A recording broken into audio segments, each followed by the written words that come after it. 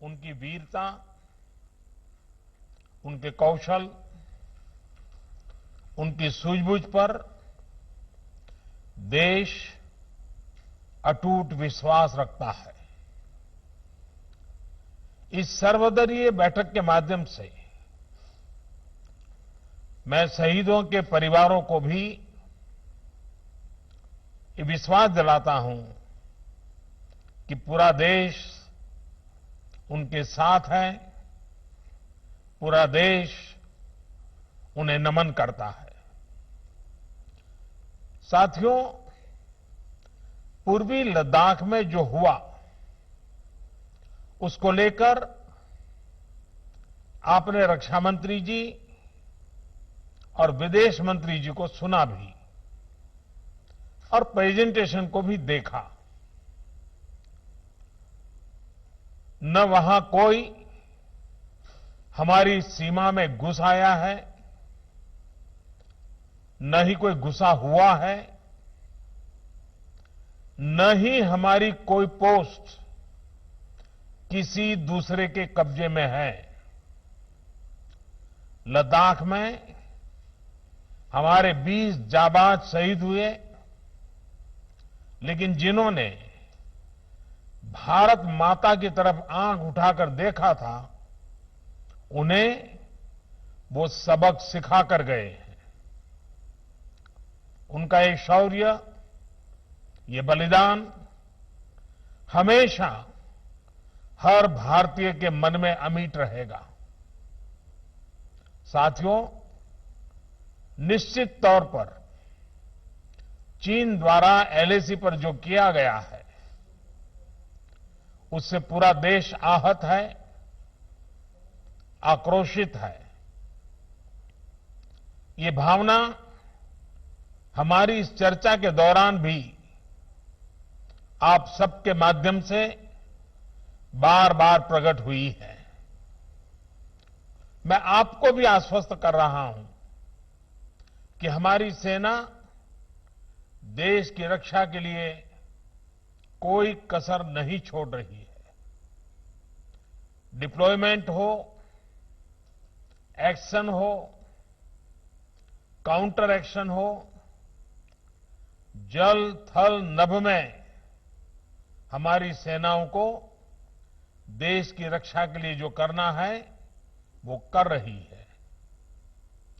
आज हमारे पास ये कैपेबिलिटी है कि कोई भी हमारी 1 इंच जमीन की तरफ आंख उठाकर भी नहीं देख सकता। आज भारत की सेनाएं हर सेक्टर में एक साथ मूव करने में पूरी तरह सक्षम है। ऐसे में हमने जहां एक तरफ सेना को अपने स्तर पर उचित कदम उठाने की छूट दी है, वहीं दूसरी तरफ डिप्लोमेटिक माध्यमों से भी चीन को अपनी बात दो टूक स्पष्ट कर दी है। भारत पीस और फ्रेंडशिप चाहता है, लेकिन अपनी सॉवरेनिटी की रक्षा हमारे लिए सर्वोपरि है और आप सबने भी इसी भाव को प्रकट किया है। साथियों, बीते 5 वर्षों में देश ने अपनी सीमाओं को सुरक्षित करने के लिए बॉर्डर एरिया में इंफ्रास्ट्रक्चर डेवलपमेंट को प्राथमिकता दी है। हमारी सेनाओं की दूसरी आवश्यकताओं जैसे फाइटर प्लेन्स, आधुनिक हेलीकॉप्टर, मिसाइल डिफेंस सिस्टम आदि पर भी हमने बहुत बल दिया है।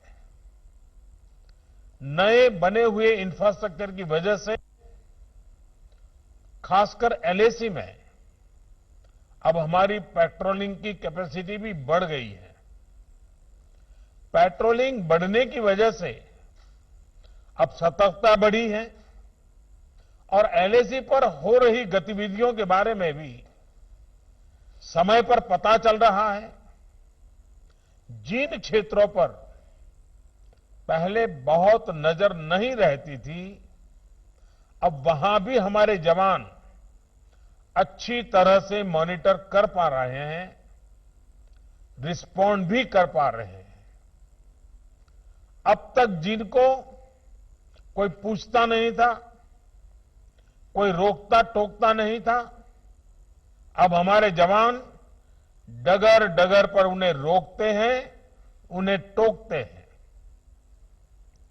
बेहतर हो रहे इंफ्रास्ट्रक्चर से एक मदद ये भी मिली है कि हमारे जवान जो उस कठिन परिस्थिति में वहां तैनात रहते हैं, उन्हें साजो सामान पहुंचाने में आसानी हुई है। साथियों, राष्ट्रहित, देशवासियों का हित हमेशा हम सभी की सर्वोच्च प्राथमिकता रही है। चाहे ट्रेड हो, कनेक्टिविटी हो, काउंटर टेररिज्म हो, भारत ने कभी किसी बाहरी दबाव को स्वीकार नहीं किया है। राष्ट्रीय सुरक्षा के लिए जो भी जरूरी कार्य है, जो भी जरूरी इंफ्रास्ट्रक्चर का निर्माण है, उसे इसी तरह तेज गति से आगे भी किया जाता रहेगा। मैं आप सभी को, सभी राजनीतिक दलों को फिर से आश्वस्त करता हूं कि हमारी सेनाएं सीमाओं की रक्षा करने में पूरी तरह सक्षम है। हमने उन्हें यथोचित कार्रवाई के लिए पूरी छूट दी हुई है। आप सभी ने इस बैठक के लिए अपना समय दिया, अपने मूल्यवान सुझाव दिए।